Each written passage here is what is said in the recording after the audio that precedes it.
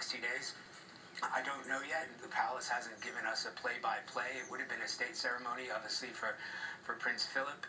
I don't know exactly the timings for that or the level of involvement, but yes, he will be certainly mourned here, and people will want to show their mourning.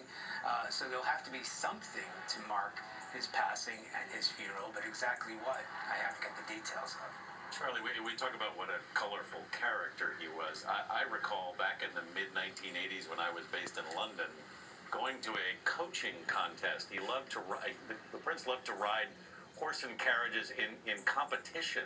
And he was on the course that day in competition, and you could hear him cursing all the way around the course very loudly. And it was like, you don't forget something like that. That's part of the charm. That's part of the charm. You just didn't quite know what he was going to say.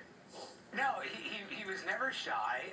He was a character, and as you saw from those earlier pictures, you know, when he was younger, he was quite the playboy. I mean, he was really the heartthrob in the early days. My wife and her mother, more appropriately, would talk about how handsome he was and how charming he was. And yes, part of the charm was, you know, in these days of correct political correctness, I have to add there, he was politically incorrect, and we were always waiting for what he had to say. And he, you know, I mean, he was pretty vulgar and cutting with some journalists, the ones he didn't like. He made known, because, you know, microphones were everywhere. So, you know, he was known to be a man who painted outside the lines. Nobody could really tell him what to do except Her Majesty, and she wasn't about to do that. So really, he was a law unto himself, and beloved for that here in the UK. Of course, when he made these inappropriate statements that you saw in Mark's obituary there, it is offensive, and it's unacceptable. But it is who he was, and he didn't change for anybody. And let's talk about their long marriage, Charlie. They've been together for well over 70 years. That in itself is extraordinary. It's legendary. Yes. And I think, you know, not just 70 years, but really 70 years on the throne. You know, he has been there with the Queen with this unprecedented amount of time right beside her.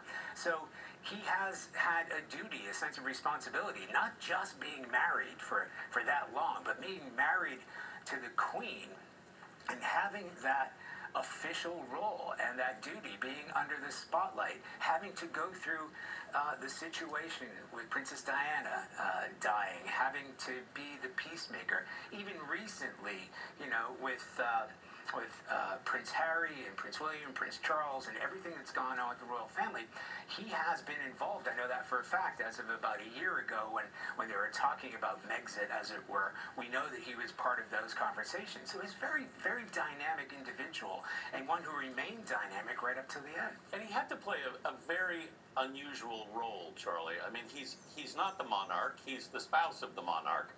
But in many ways, he's the head of the family. So he has this very fine line he has to walk sometimes.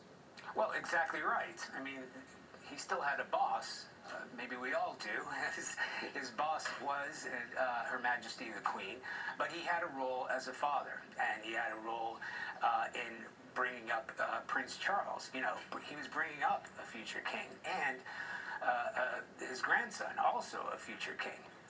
And his role was valued, and he was respected within the royal family because of that.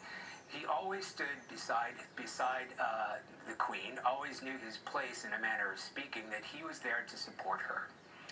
Charlie, thank you. Now we're going to turn to longtime royal watcher. That's Tina Brown. She's the author of the Diana Chronicles. Good morning to you, Tina. I know you're joining us on the phone. You too are just hearing this news for the first time.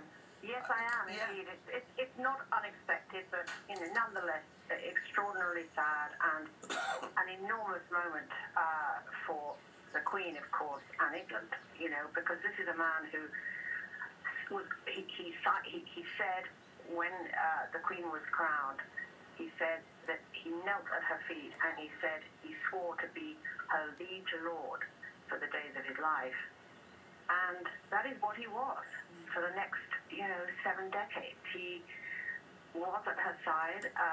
He did support her all those years, even though he was such an enormously red-blooded alpha man. This was not your traditional handbag carrier, and yet Prince Philip really served as he promised to, his country and his queen. Yeah, you know, she called him her strength and her stay. So I can't imagine how she must be feeling today, her longtime partner. This will also deeply affect her. What do you think? How do you think it'll affect her personally and professionally? Because she really relied on him. She did. Well, for many couple of years now, really, he's been fading, so she's had to sort of reckon without his enormously important input in all of the big decisions of her life. The interesting thing about it really was that she found a way, the Queen, to give him a role, and yet she depended on him so tremendously. She always knew that he would give her honest answers. She always knew that he was the one person who was her peer in the private realm, that she could say anything to him and he would tell her the truth. She's surrounded obviously by sycophants, by flunkies, by people who are always regarding her, of course, as Your Majesty. Philip was absolutely direct, absolutely honest, never ever gave her anything but his best advice. And she really did depend on him for that. And yet, in the private realm, she divided things in a very traditional way. See, one of the people who know has once said to me, he runs the shoot, she brings the picnic. And that's what it was like in the private realm. She really did defer to him in the most traditional marriage way. But of course, she was also the queen. So beyond that realm, he absolutely deferred to her. Tina, what do you think his death now is likely to mean for the royal family, and the way that, I mean, even that he has been fading in these last few years, he's still been a presence. He's still been a presence. He was always the family enforcer. He was always the arbiter of the domestic side of everything in terms of running their private estates, and indeed dealing with all the issues with the children a lot of the time, because he was the final decision maker. And there's no doubt that he was actually involved at the very end of Brexit. He was certainly consulted on that. That was happening at Sandringham, and Philip was there at Sandringham in the cottage that he preferred to live on the grounds rather than in the big house, except when the Queen. He was absolutely discussed everything with. He certainly was discussed. He discussed with Andrew the whole crisis with Prince Andrew with Jeffrey Epstein. There's no doubt that Philip was involved in the Queen's decision to strip him of all of his public duties.